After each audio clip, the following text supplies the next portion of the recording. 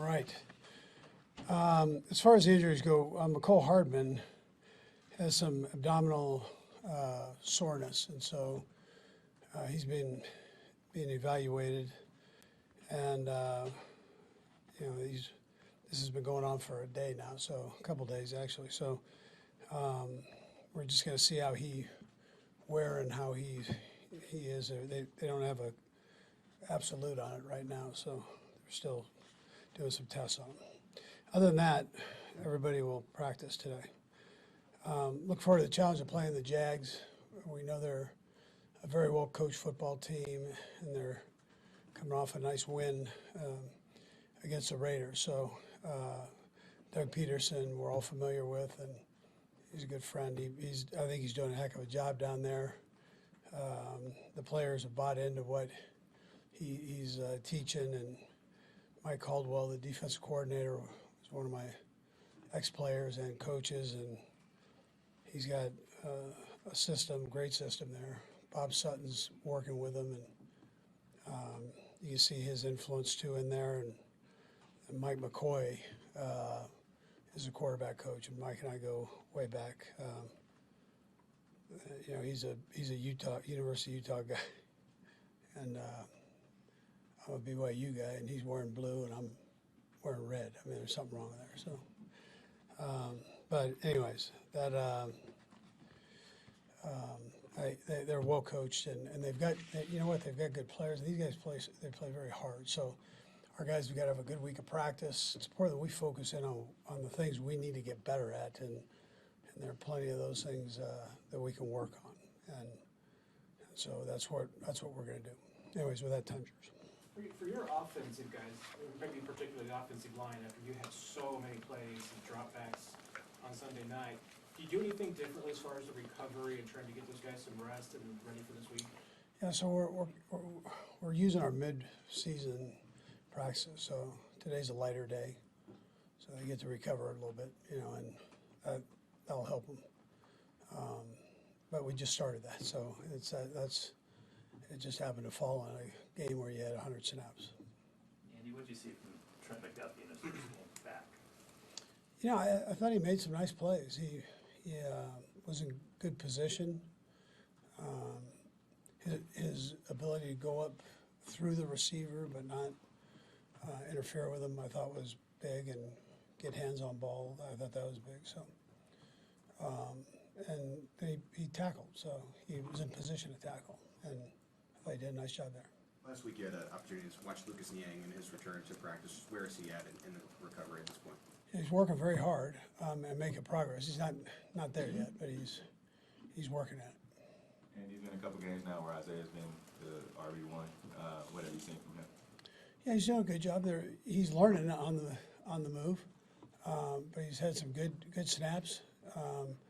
It's worked out well where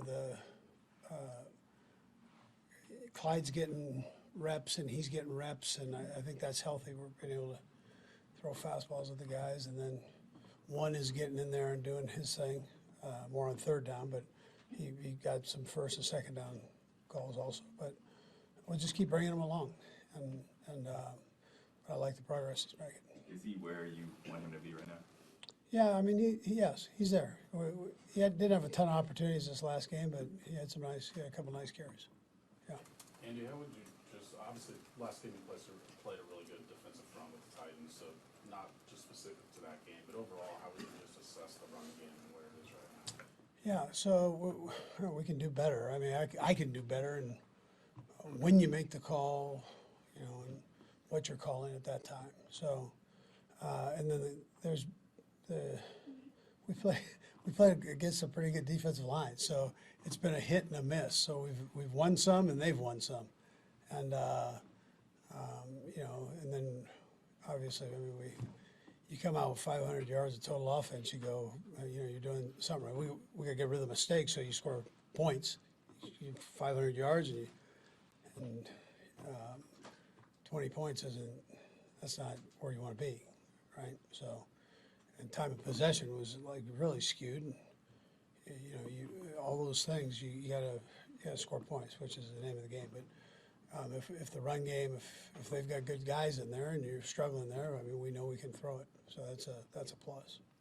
With the quarterback as talented as Patrick, have you found ways as he's developed to coach him to actually be better when he is outside the pocket, when he is scrambling? Are there things that you sort of notice that you guys from a coaching staff have given him and that he's actually applied on the field?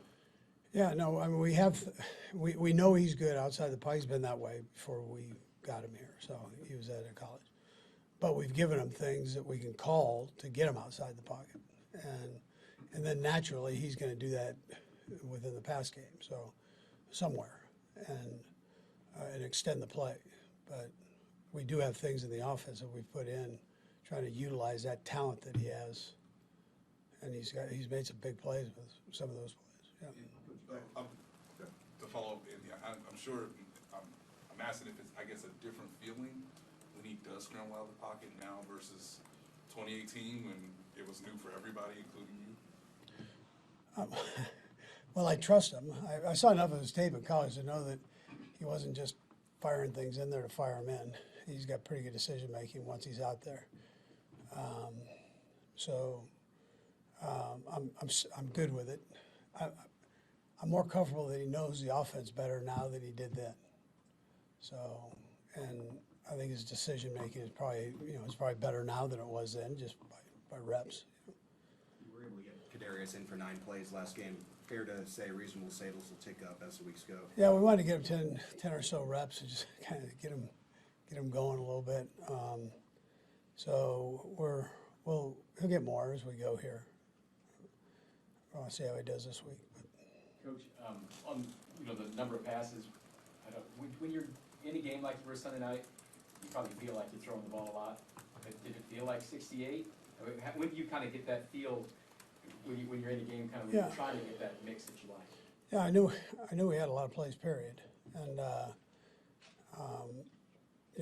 Frazier gives me a heads up on all those things. So during the game, but.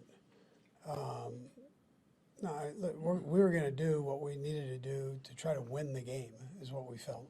So that's how we went about it. I mean, if the run game would have been going, we would have done more of the run game. But we had the pass game going there a little bit. There was a stall in the middle, and then we picked it up after that.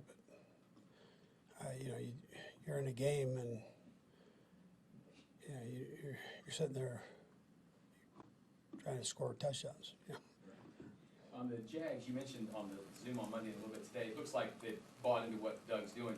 What sort of things do you see on tape when you look at them that shows you that they kind of have that belief? And what's the kind of the danger factor with this team that they finally won one of those close games last week and maybe a little momentum? Yeah, sure. No, they're our guys can see it on tape. Even the games that they've lost just by a few points. So, a score, in other words. So they. You see their excitement, even in games that they've lost. When they make a play, they're excited. You saw Sunday with the Tennessee bunch supporting each other. I mean, there's normally a belief in that comes with that. So, that's how Doug's crew is. You can tell they like what they're getting scheme wise, and they're playing fast. There's nobody hanging their head, no poor body language. They're excited when a good play happens.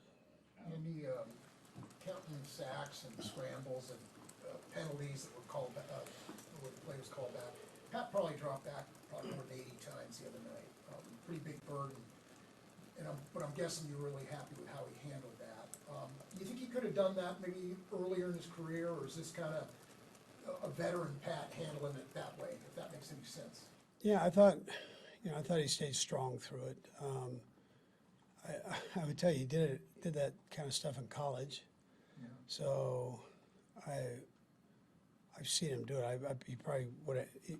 The thing he knows the offense better now. I mean, that would be the difference. So he knows where to go with the ball when he gets into trouble there. Coach, you may be aware you are top 5 in a poll of the most handsome coaches in the NFL. That's what I'm talking about. Okay. Did they underrate you? That was wondering why I wasn't first. Gotta get more redheads out there, Doug, on to vote. Brian Dable beat you at number 2. Well, that says it all, right? We're good? All right.